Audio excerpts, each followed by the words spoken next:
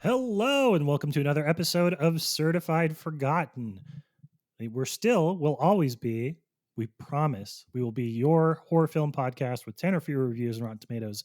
We may up the number a little bit in terms of the qualified films, but we promise the whole point of the podcast is to talk about the shit you have not seen. Maybe you've heard of it, maybe you haven't, but I promise everything you hear about today, you're going to want to check out. I am, as always, one half of your Matt hosts. I'm Matt Monagle, and I am joined by I am joined by our special guest from the canine world, Roger Zemberwing, but his friend, compatriot, and podcasting buddy, Matt Donato. How are you doing, Matt? Doing good. I'm glad, number one, that Rogers got the intro before I did. And number two, that you basically threatened everyone saying that we're the only podcast ever that are going to have our concept. And if they listen to any other, I don't know what you were insinuating, but I'm going to leave that up to you. Here's what people should know about me. I am very, very, very friendly and extremely litigious. So I'm going to throw that out there, right? Like, you come within a fucking hair's breadth of certified forgotten, I am suing you. I am going to keep you in court until you just bail. Us podcasters, we don't make any money. I know how easy it is to scare you off. I was like, yeah, that's your coming from your bank account then, because I no, I don't have that kind of litigious money. Oh, Donato, I already know your account and routing number. I'm sorry, buddy. That is a problem. That probably has to get fixed. We'll be all right. But hey, you know whose money we will never steal for the podcast? In fact, you know who we have previously paid to contribute to the website before? I think this is a great introduction. Who is it? Oh, I'm just kidding. I have who that is. Actually, before even that, I do want to say really quickly, like, this is again another fun episode. I keep bringing people onto the podcast who I have known for a very long time, and like, this is legitimately one of the first times I'm technically meeting this person too. Despite being like, is internet friend, I guess the right way to say it, for over like 11 years at this point. We started it, we got this covered. We both moved on to way better things, thank God.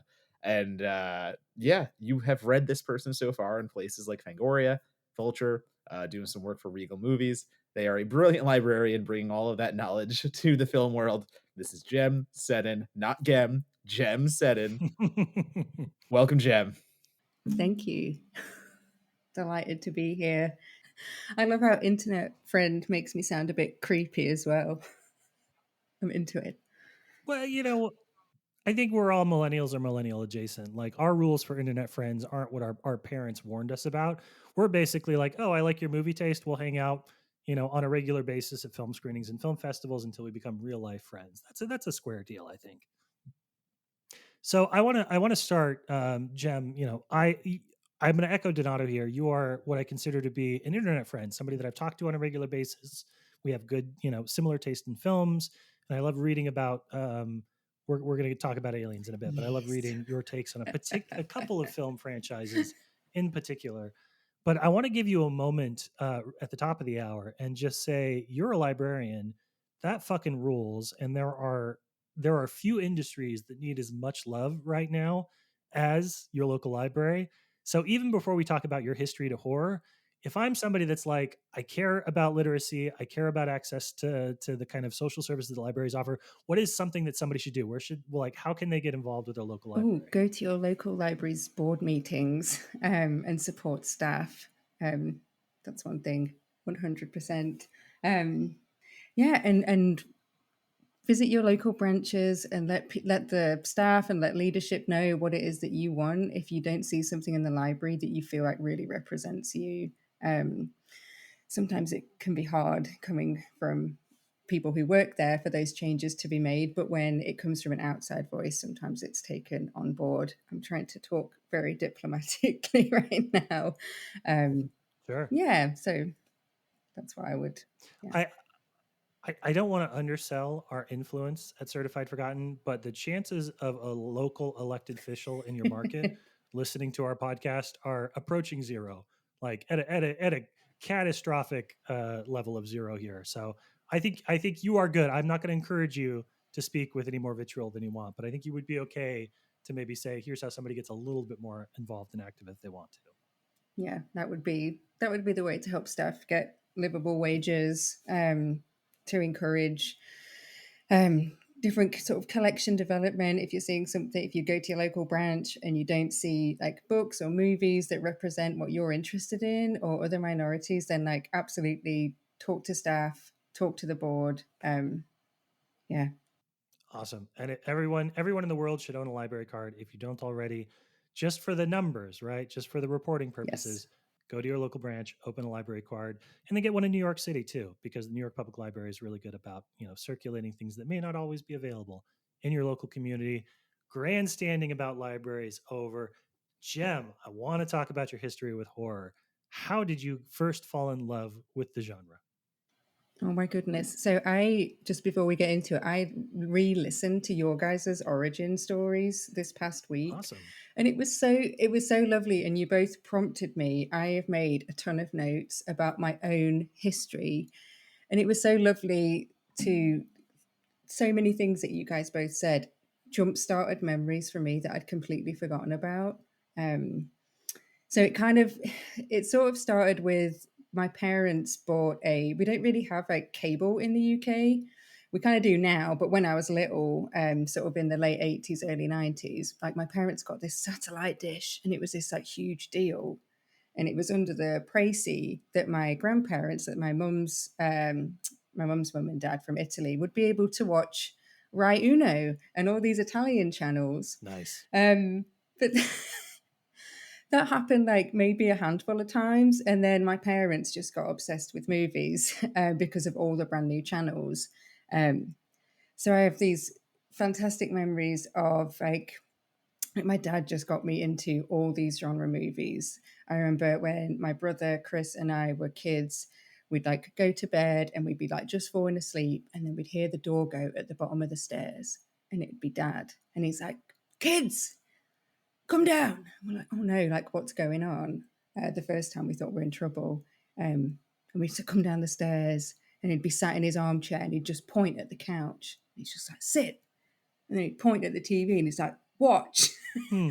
And that's how I first saw like Goodfellas when I was like 10, and how I first saw Aliens. That's my resounding memory of those nights when Dad would call us down to watch a movie. Was watching Aliens, and yeah, it always just have this special place in my heart because it just reminds me of like enjoying films with Dad. Like same as Goodfellas, like you asked Dad about Goodfellas and he wells up talking about the long tracking shot into the restaurant, Like most dads do, yeah. Yeah. Yeah, so and then a couple of years after that, I got into like Terminator 2, saw that on the UK premiere when I was like 9. Far too young, but I was thinking back on it this week and I remember it vividly being advertised in like all the Teen Beat magazines. Like, why is this R-rated movie being advertised to kids? But so really got into watching Terminator 2. And then with my mom, she would stay up really late and she would catch all the like random late night movies, and then the next morning over breakfast, she would talk to me and Chris about what she'd watched. And my mum is also a librarian, and she has this such a great way of telling the story. So some people, I'm not so great at recapping movies, but Mum can recap a movie or a book, and she remember her telling us about, oh, there's this movie I watched last night about this family in the middle of nowhere in the States. And there's this alien ship that crashes down and these big hedgehogs and they fire these things and then they infect people. And it was, what movie was that? Yeah. Critters. I was going to say Critters. Yeah. Yeah. So Mum's telling us about Critters, and then I remember she and Dad went to see Ghost at the cinema, and she'd come and tell us the whole plot, and I was just so engrossed. And also, Donato, you're going to love this. Another one of those movies was Child's Play, which again, 10 or 11. Mum's like, oh, it was really great. She's telling us about his little footprints in the flour. And I'm like, oh, got to watch this film. So we'd have to wait until, the next time it was on. But we had this little list that Mum had made for us. And then I started to, when I was at school, I was probably like 12 or 13, started reading point horror books, which are, I'm a bit too old for Goosebumps. So it was kind of the UK equivalent. Started reading those. And I used to get them from the school library and they were never in. So mum's like, I'll get them from work for you. So my mum would put holds on them for me. And then it reached a point where I'd read most of them. And so she came home from work one day. She's like, oh, I've got something else that you might quite enjoy. Again, yeah, 12 or 13. So she slides over the table, Carrie and The Shining. And I was like, great. Fab. I'm like, I don't know. So I remember just gobbling up every single King book I could get my hands on after that. And it's really funny thinking back. There were so many things I learned about the world that weren't horror that I learned from Stephen Yeah. King novels. I have a quick question about, so like, growing up in the UK, a little bit different views on censorship, a different, like, the easy example is like the US office versus the UK office. Obviously, there's way more cursing and stuff like there. So growing up in the UK, was it easier for you to get access to those? Again, you're talking about like watching Goodfellas with your family and getting like Carrie slid across the table, where like in my US household, my prudish, very militant US household, that like PG-13, you had to be 13 to watch it. So until then, I was not allowed to touch anything near there. R-rated movies, I was not one of those kids that was allowed to like, well, I saw it beforehand, so I think you can handle it. Like, no, in that household, until I was old enough to watch an R-rated movie, I couldn't. So like, is the UK mentality, did that make it easier to get access to these more mature titles like at a younger age? I think it might be my mum and dad's mentality. I mean, I think generally, like, just, I've lived in the US for 12 years now. So I think generally English or British people are a little less bothered about stuff. They're a little less rigid with like ratings and what have you, which is really interesting because I'm not sure if you guys know the BBFC, which is like the UK equivalent of the MPA, is actually it's legally enforceable. So whereas here you can go and see an R-rated movie if you have a parent with you, the UK equivalent, you can't go to the cinema unless you are that age, and it doesn't matter because the movie theatre will get fined. And I only know that because I subsequently ended up working at a movie theatre. That's Ripley. Someone's home. I worked at a movie theatre and I had to be that person who's like kicking kids out of Paranormal Activity 3. And I hated it. I was like, it just went against everything in my soul to do that. But that was, Well, I love that you. it was awful. I love that you talk about the reading thing though, because I've mentioned this on the podcast before. My wife works in publishing, and she always talks about the fact that like because her parents thought that she was reading, that there couldn't possibly be like it just didn't matter, right? So she was reading books. She always talks about the fact she was reading stuff at a young age that if she was sitting down and watching a movie with the, equivalent content warnings, she would have no business getting away with that in her household. But, books for some reason for most parents, there's just this idea that like, oh, as long as you're reading, and Jem, your parents obviously very, very chill, very cool with anything you might have read. But I always appreciate and love when we have guests on where their relationship to the horror genre is as tied to books as they are to film, because I feel like stuff slips through on the book front. You were reading stuff at a much, not you specifically, but a lot of people were reading stuff at a much younger age than they should have been, just because their parents were like, they're reading, they're not getting into trouble, they're not going out and doing drugs, they're staying at home and reading this book called Cujo. That seems fine. That's a book, right? That's okay. Yeah. I love that. Yeah. I love all our horror readers out there. Shout out to the Fear Streets and Goosebump generation and the Stephen King generation too. Well, Jem, talk to me a little bit about how you came to write about film for yourself. Was that something after growing up in that environment for so long that you were like, oh, this is something I want to study. This is something I want to learn more about. Something you kind of found your way into a little bit as you grew up. Like, where did your idea that you were like, not only is horror something I want to consume, but I want to create around it too? So I think it started with the movie that got me in, like really ignited my love of horror. Like it feels like the titles. I mean, obviously I still love Aliens, but a lot of those movies I mentioned were sort of I inherited the love through dad or through mum.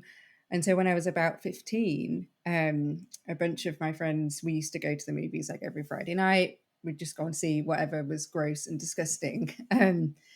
And one Thursday afternoon, my mate was like, I've just seen this trailer for this film and someone talks about not being randy. And I'm like, oh, that sounds funny. Let's go and see it. So we went to the movies the next night. They're like May 2nd, 1997. I still remember the date, and it was the date that Scream opened. And I know people talk about having that experience, and I know obviously you guys know exactly what that's like. And I went in, and that heartbeat that you hear at the start of the film, and you hear those screams as the title comes up, and my heart started racing. And I sat down, and then I saw Drew Barrymore's face, and I was like, "Oh no, I'm going to be fine because Drew Barrymore's in this." And then no, and then 11 minutes later, I just felt, not to be melodramatic, but I felt changed. I really did. It did. Yeah. Scream was that movie for me. It really did. It just absolutely knocked my socks off, and I didn't quite understand. I mean, I was 15 at the time. I didn't quite understand why it meant so much to me then. And obviously, since I've delved into it in detail. But it was after. Sorry, I'm being so long-winded. It was after watching that that. I just had to get my hands on everything horror, and I had to read, and it got me into. So I obviously went and watched every single movie that is name checked in Scream, and then started buying film magazines like Empire and Neon and Total Film, and just like gobbling up everything I could about the genre. I used to go to sleepovers, and we'd watch. I've got a little list here. We'd watch like Dr. Giggles, Nightmare on Elm Street 3, Jason Goes to Hell, and I think that's why I love Jason Goes to Hell, because I watched it at a sleepover. Oh yeah. Child's Play 3. I ended up with a few of my friends in the 8th grade. We when we'd hang out after school, I ended up writing this little spin-off of the Child's Play series called Cocky Chocky, which I thought was hysterical as like a 13-year-old. And we used to film these with my mom and dad's like 8mm, and we used to film these little fun movies about Chucky and stuff. But yeah, so I grew to love film so much that I studied it at A level, which is just after you're 16 in the UK. You leave sort of compulsory education. Studied it at A level, and then after that, I was like, this isn't enough. I went on to study at university. My undergrad is in film studies and creative writing. It's a split degree. And worked at a video store the whole way through my teenage years. Again, because I used to frequent it so often. And I'm like, oh, brilliant.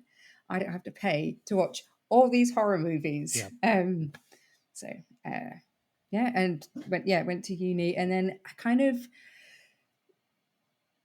throughout my 20s, I played music professionally for a long time. So like that was kind of at the forefront for a while. And then it was when I moved to the States that I'm finally answering your question, Wonderful. It was when I got to the States, and I was interning with my library degree. I was interning at the Northwest Film Forum in Seattle, and I'd have some time when I wasn't there because I didn't really know anyone here. And so I saw this website called We Got This Covered that we're looking for writers. And and that's how it started. Was writing for that site, and that was when we met.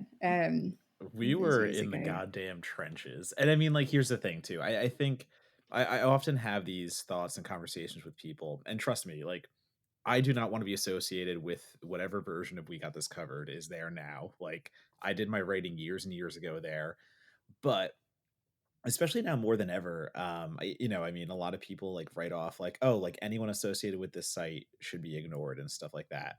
But I think it's so important to remember too that everyone kind of has to start somewhere. And again, like looking around at like Jem, myself, and some other writers that were associated with that site at the time. Isaac Feldberg's off doing his thing with like Roger Ebert and stuff. So like I like it's hard for me to look back at that period, address that we were all overworked, underpaid, treated like garbage, but at the same time, like it's it's what got us all our starts too. So like I still do remember fondly that like the work we were trying to do and the work we were trying to bring to that site to be like, yeah, this site could be the next big thing. Like you have a stable of writers here that are all dedicated to we got this covered. If we do this the right way, we're going to be huge. And of course, I mean, one thing led to another. The person in charge of the site had their own idea of what they wanted to do, and now they're a clickbait farm. So, things happen. You can't really change the future and stuff like that. But I still do very fondly, remember all the times we were like doing joint columns together and trying to make it fun and just like I don't know, turn that site into something else than just BS. And again, I'm sure there are writers there right now who are trying to do the same thing, and I wish them the best. And if they get through, I hope so. But yeah, I don't know. Can't write people off just for where they wrote for a little bit of time because I don't know. It's this industry's a goddamn motherfucker. I don't know. What I remember for so long, it felt like so much of your work on the site was because you could get access and you were able to get coverage to go and see a lot of these movies. We might have even chatted about it, but I think it was just sort of like, oh, I can go and see this film, I can get a review up, and that was more important than Yeah, you have to who know it's where you are for. in your career Yeah. at that point. And at that point, I was a young buck. I wasn't ready for slash film and stuff like that. I was still honing my voice. Like I didn't go to school for creative writing. I didn't do any of that stuff. I was a business major, so like that was part of it too. Just trying to figure out if I'm even good enough to do this stuff. And yeah, I found out that I was, which was pretty cool because life would have been a lot different if I wasn't.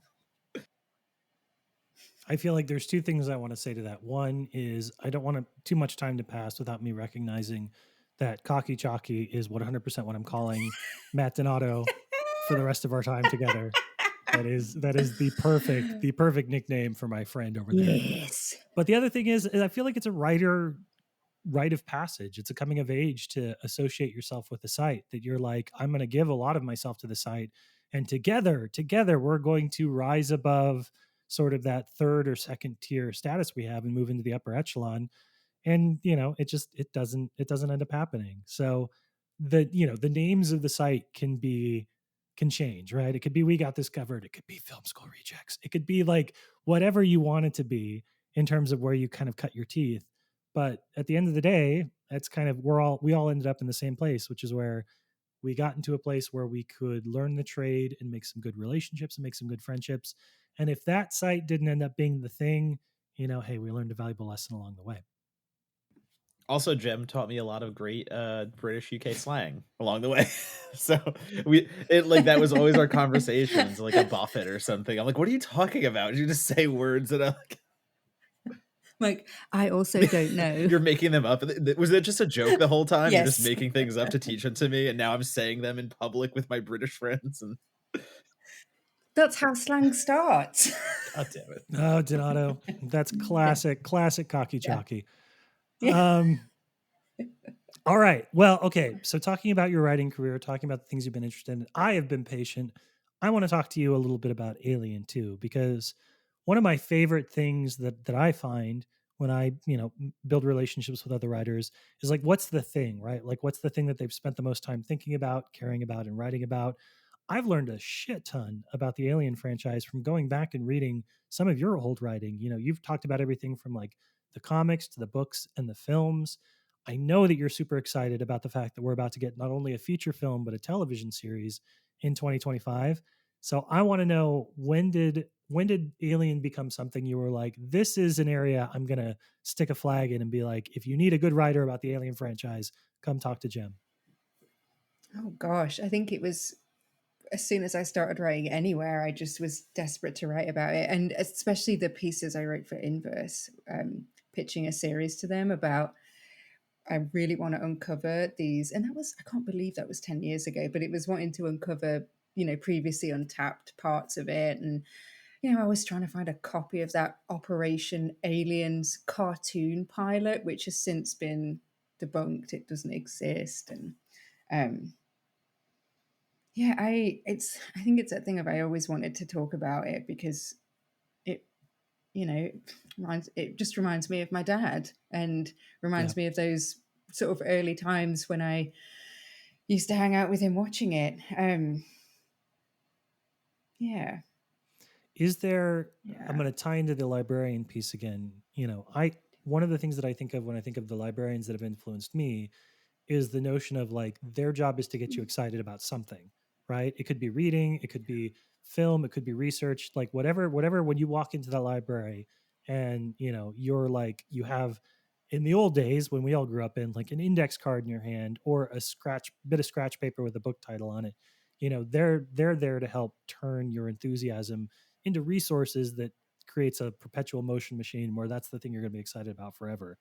So certainly when I read a lot of your inverse stuff, because I love, in particular, I love the way that you've looked at the comic books over the years. That's a new interest of mine and something that I think is both extremely important and underrepresented in Alien, let's say quote unquote canon, right? Is the way that Dark Horse Right. basically ran roughshod over the series for the better part of 20 years.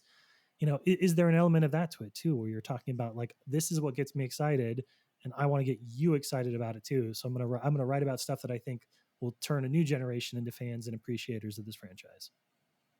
Oh gosh, I've not really thought about it from that perspective. I mean, that would be lovely You can to claim get it. people Yeah. Yeah. I was going excited to say, about you can those say that was my, Yeah, about that was my intention all along, Matt. yes.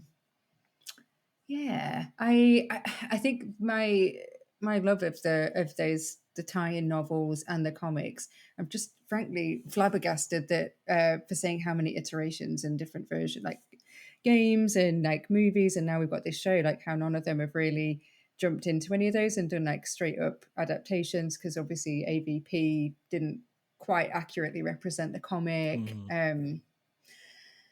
Yeah, and the upcoming Romulus, it sounds similar to I think it's Out of the Shadows. Yeah. I'm like, I'm not sure why they're not tapping these and like adapting them, but yeah. It's a breath of fresh air for me because, and Donato, you've heard me complain about this before. And I had this argument the other day. Like I love how disparate and how creator driven a lot of the franchise is. I think, as somebody who loves it, I'm not geeked up. I don't get up in the morning thinking about like, oh, what are they going to do with the xenomorphs, right? They're sort of a MacGuffin, a very bloody, scary, dangerous MacGuffin.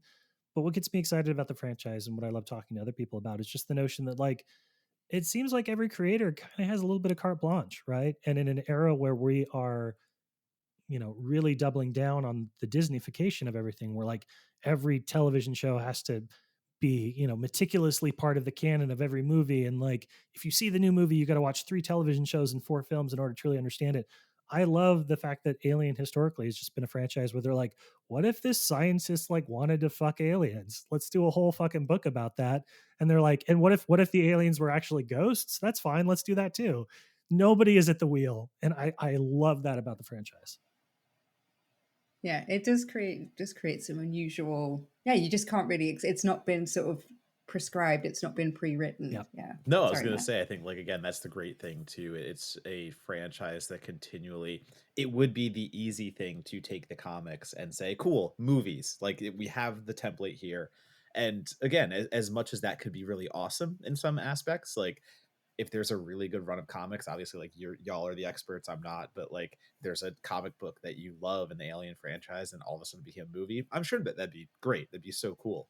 But at the same time, like I feel like with Ridley kind of really having so much power, I guess to say, in this franchise, and him using it to do things like fucking Prometheus and stuff, like that is, I like that. It's like, hey, you thought you knew what you were gonna get from Alien movie, here's fucking Prometheus, fuck you. And like that is good. I like that Exactly. kind of Yes. mentality because whether you like it or not, it's a franchise that's still trying to stay organically fresh and moving in directions that you cannot predict no matter how hard you try, versus the like this like ties back to what you were talking about prior, Gem, when you were going over the movies that really got you interested.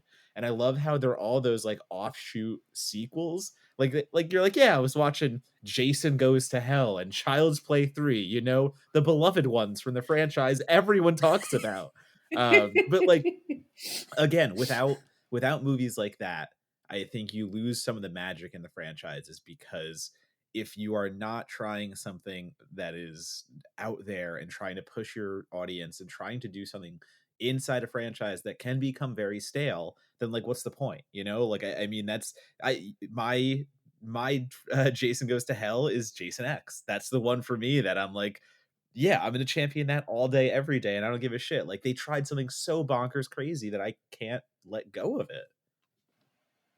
Yeah, I mean, I'm not like the biggest fan of Prometheus or Covenant, like, but I'm glad that they exist for that exact reason. I'd rather watch something that's going to make me have this like very distinct reaction, than something that's just like okay. Like I can see that there's beauty in both of them, like the way that the cinematography, the way they're filmed, like the fucking insane storyline, and the plot. Yeah, I would much rather have that than just another 10 like let's churn out another Alien sequel. Like no, I don't Yeah, want like that. Angie Han loves the Alien movies, but specifically like Covenant, and it's so funny to talk to her about it because like she'll just go for days about why Covenant rules and everyone's dumb, and like that is again that's that kind of thing where it may not be for everyone, and it may not be for everyone in the franchise, but the people it's for, they are so adamantly like worshiping the cult of Covenant. I mean, as somebody that put Prometheus as number one on the franchise for me, and got a little bit of internet hate from friends, not from strangers. So it's not actually a negative thing; it's a positive thing. But I appreciate a little bit of Ridley Scott love wherever I can find it.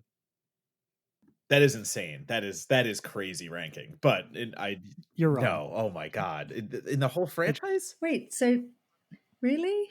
at last I checked, my top four were Prometheus, Aliens, Alien, Alien Covenant. Do with that information what you will. I mean, Now that's my top four too, but in a very different order. Like, it's fine. It's fine. I think number 5 on that list is Alien versus Predator Requiem. So if that makes you feel better, we're all over the map here. It's good the stuff. dark one, It's good the stuff. one that you can't see. Yeah. The most important thing to remember is it's a bad Alien movie and a fucking great Predator movie. That's what I will leave you with here. I will close this conversation by saying I have full faith that Romulus will be in my top 3 once it comes out. I'm going into Amen this to that. hopeful, optimistic. Fede, I fucking love that guy, and I think he's gonna crush it. Yeah, I reread your piece that you wrote for IGN about it, and I was like, I'm extra pumped now too. Like I kind of go into a new Alien movie or like a new Terminator movie and a new Scream movie with like cautiously hopeful. I always want them to be great, and even so I'm like I'm going to be cautiously hopeful about Romulus. Yeah, I'll be there opening night. Absolutely. Now, you may be asking yourselves, listeners at home, why are we spending so much time talking about a franchise with a sequel that takes place years after the original, with a main character who plays a very different role than they do in the original film, and something that takes very directorial driven swings with the source material? Well, let me be the first to tell you the reason we're talking about Aliens and the reason it's such an interesting franchise in comparison is because today's film is When a Stranger Calls Back. And when we return, we're going to dive into the sequel 14 years in the making. We'll be right back.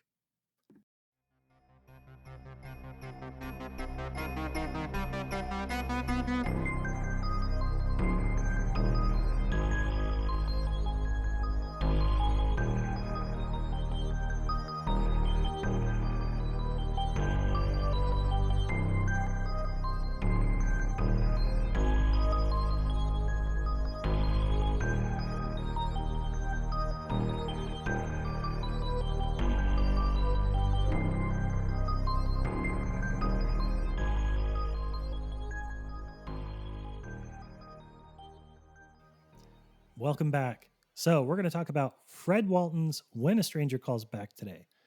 Now, the sequel is set years after the original movie, with a young Jill Johnson, played by Carol Kane, again 14 years after the release of the first film, now the head of a women's services for a local college. Much like the original, the sequel opens with a young babysitter being traumatized by a stranger, this time as a disembodied voice through a closed doorway. But now Jill is prepared, having taught a generation of college students to defend themselves by any means necessary. Jill convinces her old savior, Charles Durning's John Clifford, to help her protect her new protege, but Jill will need to confront her own childhood fears to prove that she will no longer be a victim. That is a brief synopsis of when a child calls back, when a stranger calls back. Much different movie if it's when a child calls back. And Jim, as always, we want to start with you and say, what made this be a film you wanted to talk about on Certified Forgotten? Oh, good. Well, as you know, I wrote a piece for the site 4 years ago now. Gosh, something like that. And it was ages ago. And when I pitched to you guys, I wanted to write about it. At the time, I didn't know specifically, if you could tell, what I wanted to say about it. And so, rewatched it quite a few times, took a load of notes, and the idea that came out of it was, what I took out of it now as someone who's in their 40s is so different to what I got out of it when I first saw it. This is one of those movies that my mom told my brother and I about. She'd watched it the night before and she told us about it over breakfast one day. And I was like, oh my God, this sounds amazing. So I remember seeing this before Scream. So when I was sat down in the theater watching Scream, I'm like, oh, it's doing When a Stranger Calls Back. But when I first watched it, I was so sort of enthralled by those more spectacular moments of like, it's this like puzzle to try and figure out, especially with regard to the first 30 minutes, like, where is this guy at these certain points? And even the notes I took the other day when I was rewatching it, I'm like, okay, so he does this, and then she's there, and then that's when he goes in this door, and it's this. I love movies like I love Mulholland Drive. It's my dissertation is about that, and that's a similar sort of thing, that kind of puzzle piece movie watching. So I really loved it for that kind of element when I was a teenager, and now, oh my gosh, this movie just breaks my heart when I watch it now, because it means something different to me as a woman who's lived for 30 years and gone through a whole load of crap. And I see that sort of echoed on the screen with Jill's story and with Julia's story in particular. It's kind of, I kind of see women being like traumatized and re-traumatized over and over again. And I see that with like a lot of slashers and the Alien franchise as well. Every time I watch Alien 3, I continue to just get more and more infuriated with how Ripley is treated, like the older I get. But I mean, I love that movie, but it's very upsetting to me because of that. And that's changed as well. It's, the art stays the same, but we change. And so now I have this wholly different relationship to When a Stranger Calls Back. I kind of want to know what you guys think of it. Well, I want to prompt you to talk about one more thing here, because my Sure. guilty confession is that I have now seen When a Stranger Calls Back, but I've never seen When a Stranger Calls. I have, it's one of those films that I think you absorb through cultural osmosis, right? Like, I knew the "Have you checked the children" line probably about the same age that I knew the Child's Play, you want to play kind of thing. Like, those lines that stand out, you absorb at a very, very young age. But I'm curious, I have a perspective on When a Stranger Calls Back now. If somebody in a weird scenario where somebody's listening to this podcast, hasn't seen either, and is like, I got to go watch this movie without watching the prequel, or the prequel, the original, what do you need to know to sit down and watch When a Stranger Calls Back? Is there anything, I have my opinion, but is there anything from the first film that is like essential to understanding Jill and to understanding Julia's characters? I think you could watch the sequel and you could get a lot out of it without knowing anything about the first film. But knowing that, knowing what Jill has gone through in that first movie, it essentially is like her character's motivation for how she behaves with Julia, who, as she is traumatized and as she is repeatedly not believed by all the men that surround her, and the only person that really does believe her is this woman who had the exact same thing happen to her. So I think knowing, why is this woman at this uni so invested in this girl? Why is she so interested in helping her? It's because she had that same thing happen to her. Again, which is also just breaks my heart that that's how this film is. It's only someone who's experienced that same trauma that can empathize and can display that compassion to her. So yeah, I think it just deepens things a little bit. Donato, I actually don't know. Have you covered this? Because you've done a lot of Revenge of the Remake stuff. Is this a franchise that you've covered over I there? have not gotten to covering it yet. That is not, but yeah, like I just think about the same stuff that like Jem is saying. Like this is such a unique type of sequel because like we just posted a piece about I'll Always Know What You Did Last Summer by Christine, our esteemed editor and sometimes contributor, and like she's another writer and horror fan out there who like champions these outside obscure sequels. And like in a way, like where it took that franchise 3 films to get to its huge swing of like, yeah, it's a ghost, like what the fuck, that just retcons everything. But like in a way it took it 3 films to get there, where like watching When a Stranger Calls Back, they take such what appears to me at least like take such a large swing on the back end of this movie, but like the front end, or sorry, like the first 2 acts are so heavy, and like it is that stuff that Jem talked about. Like it's such a weird tonal experience to go through because it is the perfect sequel in the way that it does the story for those first 2 acts, because it is about survivor, the tether that connects survivors, and the fact that like women have to fight to be believed so hard, and everyone around them is just discrediting them and telling them like they're just making it up, the window, the this, the that, it can't really be. No, it is. It really is. And if you would pay attention, that's there. But then you get to the whole 3rd act, and it's like, what the hell? Like, it just out of nowhere turns right back into the, oh, this is a sequel kind of sequel. Like, this is like the Jason Goes to Hell, but it's the next movie. It's baffling. It's crazy. Am I correct in assuming, Donato, that this is the first time that we've seen a Monagle movie and a Donato movie in the same movie? Where the first act, which is a bunch of slow burn, honestly could have been PG rated, like gets the most out of tension. And then the third act, which is just like, what if a ventriloquist wanted to kill people, all exists under the same title. How wacky is that? I just love how you could not have predicted when you start watching this film. Oh, you know what it is? It's a fucking ventriloquist. No, who would think that? Like, I like that it takes that big And it's swing. hidden too. Like there's no lead Yeah. into it being a ventriloquist. It just is at like the last hour. It just fucking is. And you're like, sorry, it's a ventriloquist in a strip club. We should like be very clear about everything that's happening here. Like serious, serious, serious trauma, trauma, trauma. Oh, ventriloquist strip club. It's like, what the Charles Durning in a strip club watching a ventriloquist. I'm just gonna keep adding things. And the worst venue manager, who seems as surprised as anyone else that this is who he's hired to perform for his, let's say, Tuesday night strip club audience.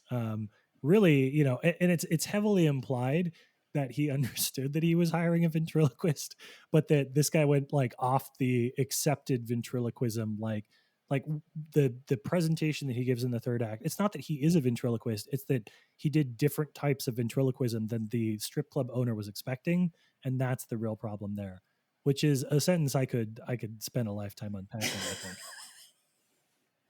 But the owner, he gets so whipped up about.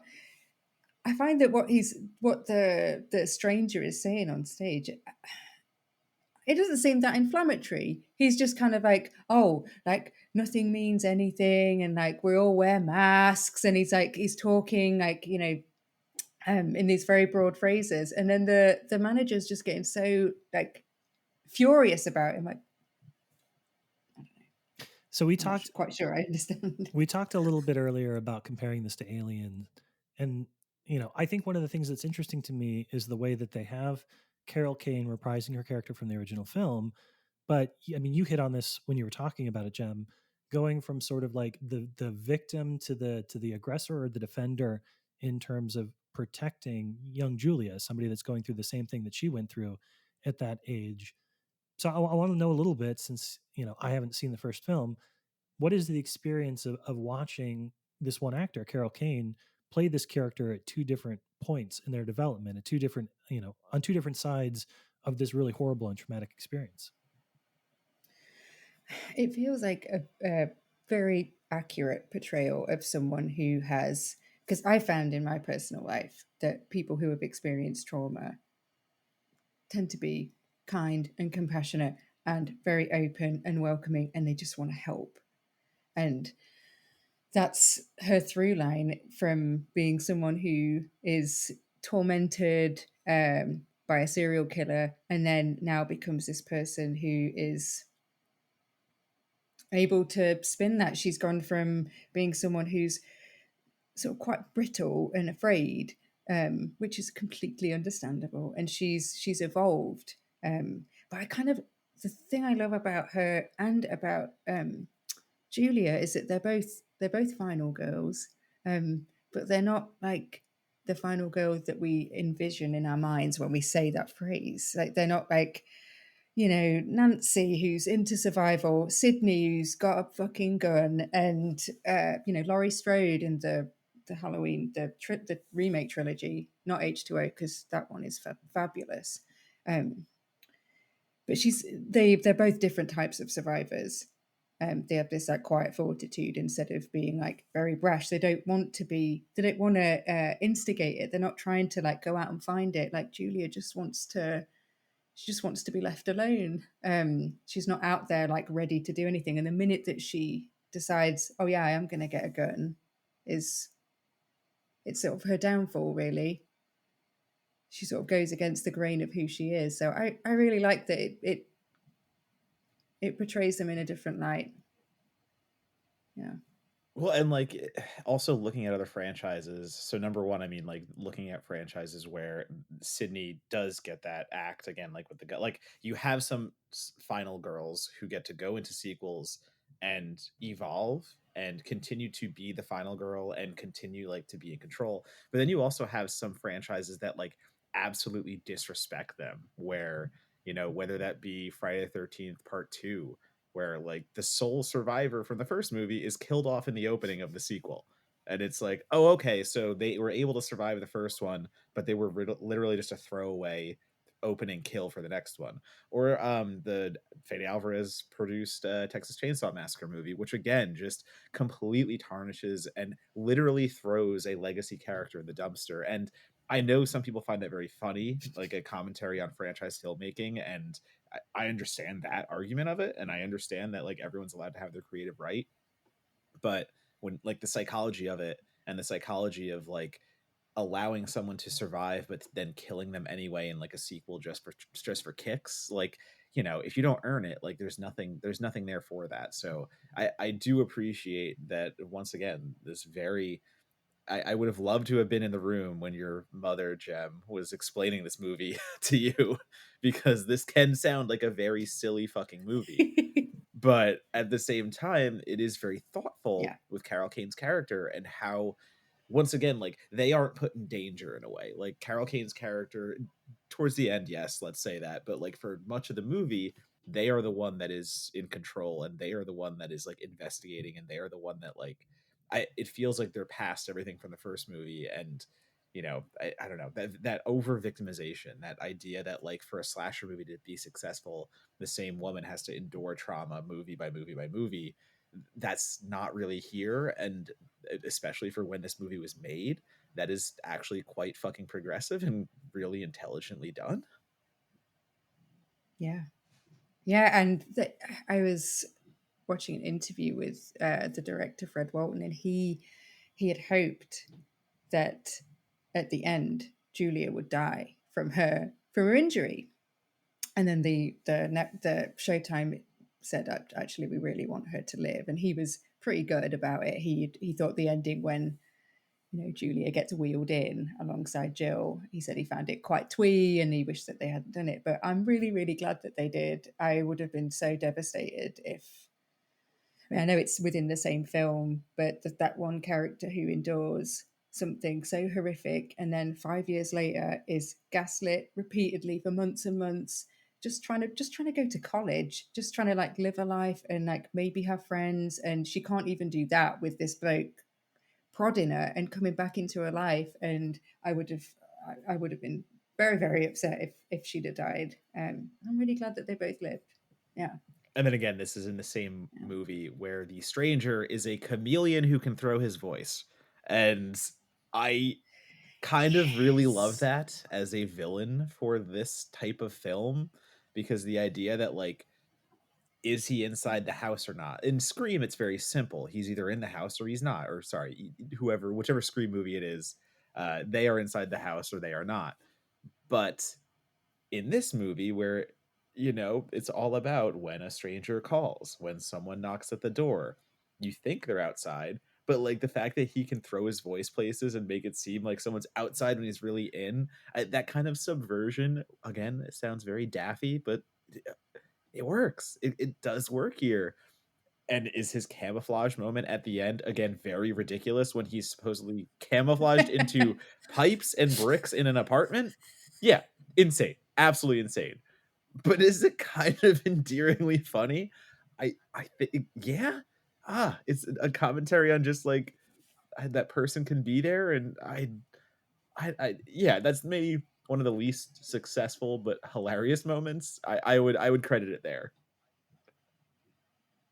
Yeah, because it's building up to such a tense moment, and there's part of that as as Jill is walking through her flat, with the gun, and the sound design is, I mean, even from the first scene, if you really, really listen, and if you like really paid attention and thought, oh, I wonder if this film will have a ventriloquist in it, then you might have been able to detect the way that they change how his voice sounds and what have you. But that scene in particular, it's so tense, and you hear him whispering to her from all around the room, and then he just launches out, and it does kind of like oscillate between being genuinely very tense to being genuinely quite silly. I love it.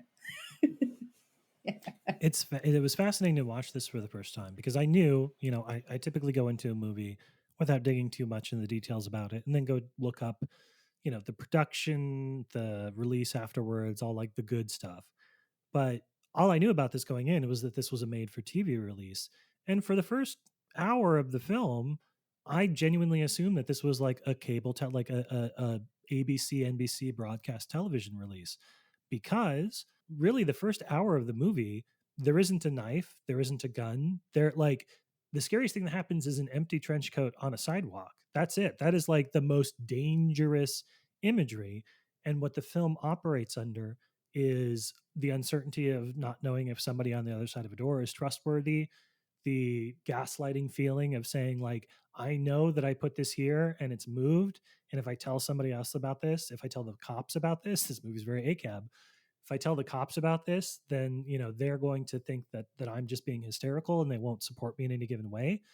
Like, when I joke earlier about this being a Donato movie and a Monagle movie, it's because for an hour this could have been a G-rated movie. Like, it creates so much beautiful tension out of everyday things that the character knows, believes with all of her heart is an attack, an affront, an assault on her, but that anybody who doesn't take the time to get to know her is going to say, "Oh, these are coincidences, or you're being hysterical, you're being drummed up." I love that about that film. It takes so much energy to make that work. I mean this complimentary. It kind of at times feels like a Murder She Wrote episode. um, Oh gosh, and I like love it. again, I do Yeah. mean that complimentary. Like it is a procedural in a way that it is not a stuffy procedural. And it is doing the same investigative beats, but again, as Monica, you just said, like, not in tandem. Like, we're not stuck with cops doing it. We're not stuck with that. Like, if Carol Kane is our Angela Lansbury, like, I think that's kind of fitting in certain ways, and she takes matters into her own hands when no one else can really help her. And Charles Durning, even, like, as much as he's an ally, he is still a voice of, are you sure? I guess ally in the sense of it at the end of the movie, because he is, again, like, questioning her judgment at the many times. So yeah. He believes her, but he also kind of wants to go home, Yeah. which I respect.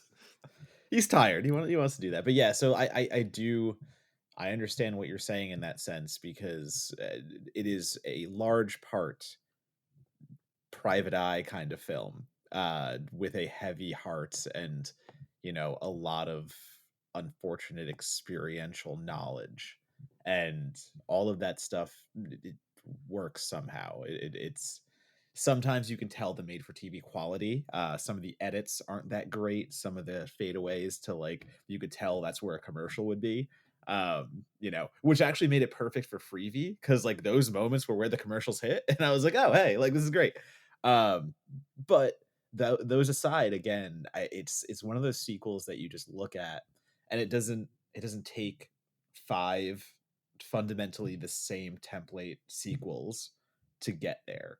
It just gets there in the second sequel. Like, I think that in its own right is a little bit of a triumph and something that does not happen very often.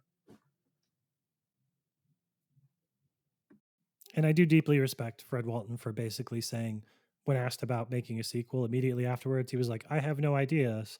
And then 10 years later he was like, "Oh, I'm running low on money."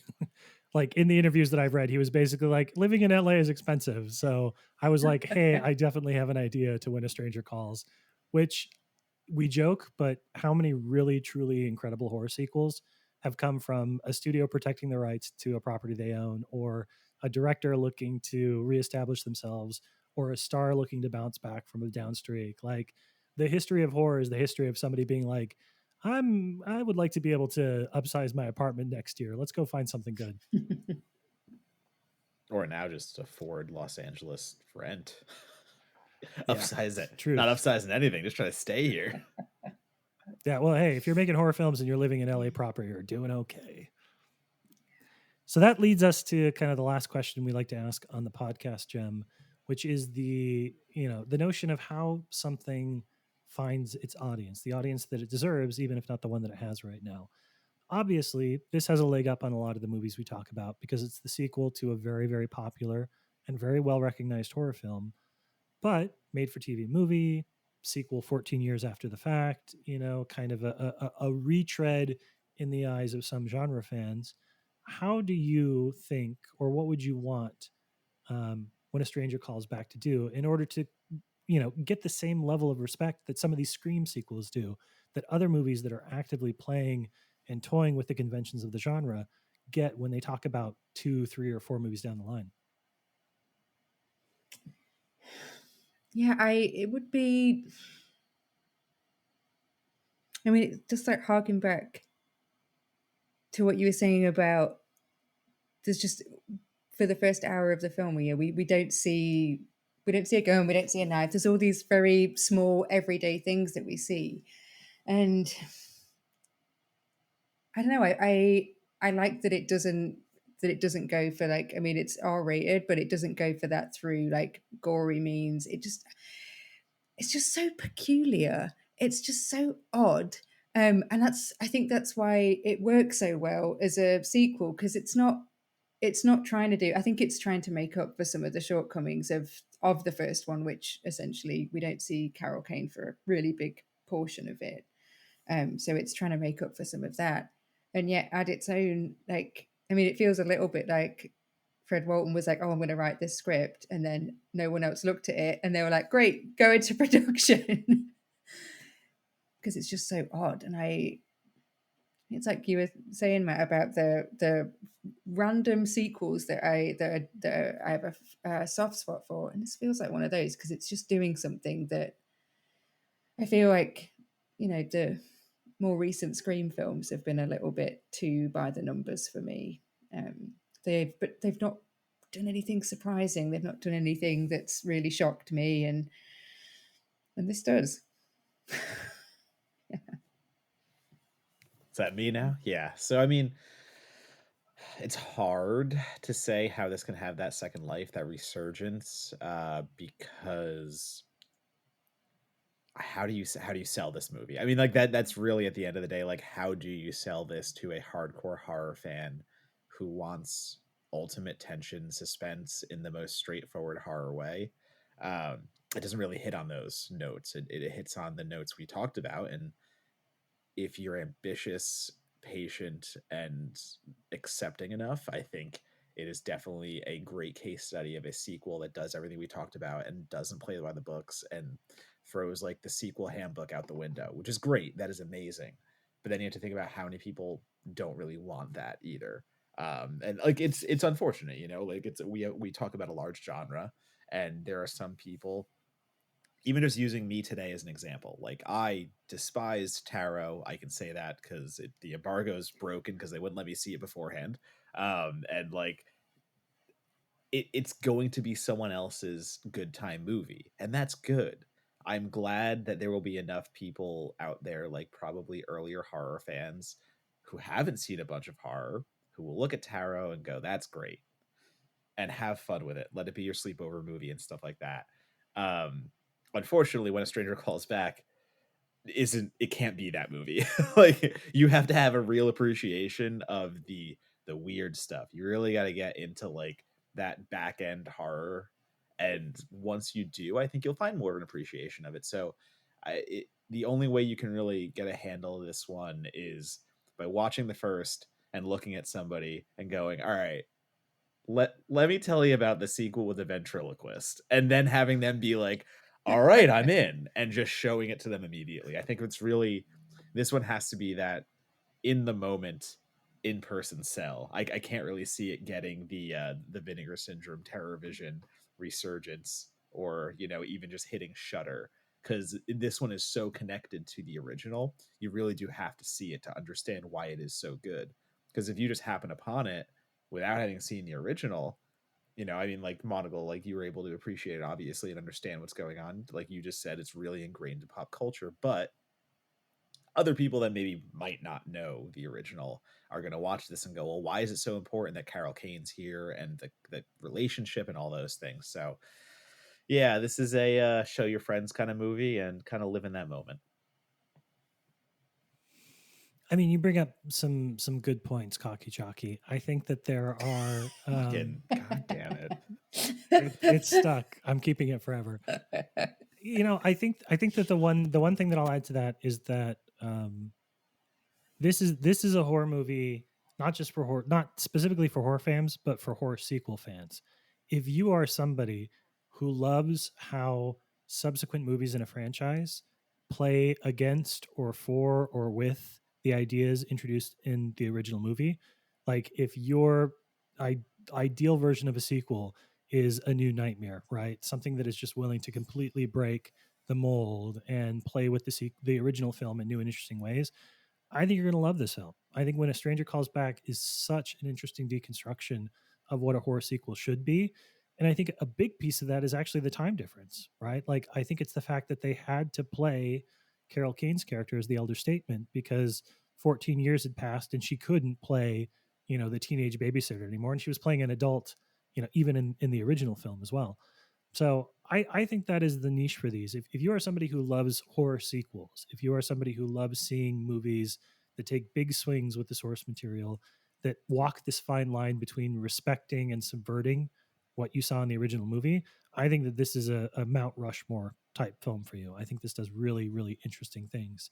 And if that's not it for you, if you're not somebody who watches a movie and enjoys it because of the context in which it exists, this probably won't be as interesting for you. But I don't know. I feel like horror fans are particularly good at sort of carrying the weight of a franchise and a genre into each movie they sit down and watch. I think that's part of the fun for us. So I'm hoping folks will be open minded and explore what this movie has to offer too. Me too.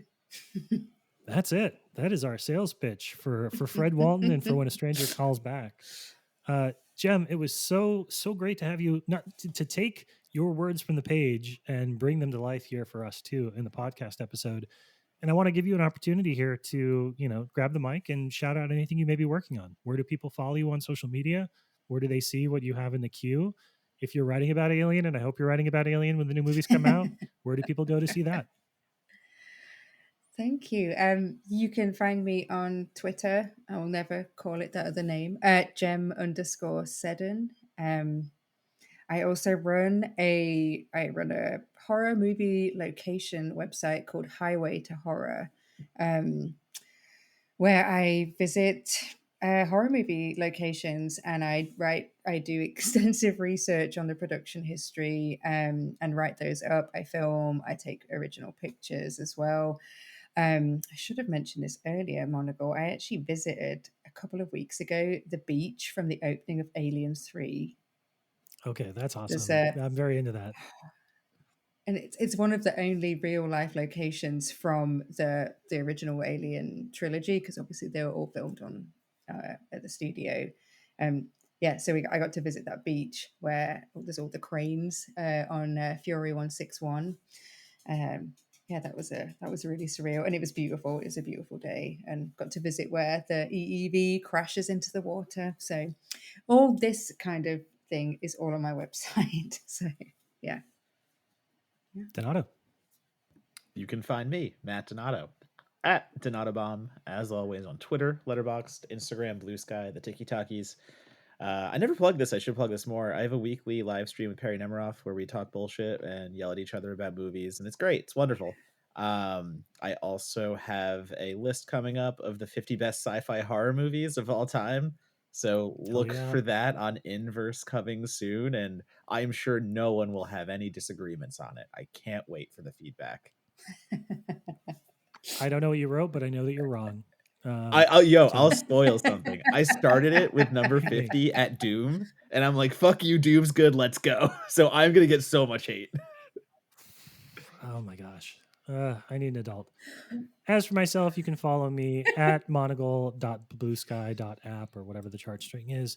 Please, please, please check out certifiedforgotten.com. If you are so inclined, support our Patreon, patreon.com/certifiedforgotten, or just sign up for the free newsletter. But we love the people that give $1 or $3 a month, just a little bit more. That's the truth. All right. And that is it for us today. Jem, thank you again so much for joining us. We're going to have you back on soon. And Donato, I'm sorry. I called you by your Christian name. Cocky Chalky. Please take us home. Sorry, Jack. Cocky's back.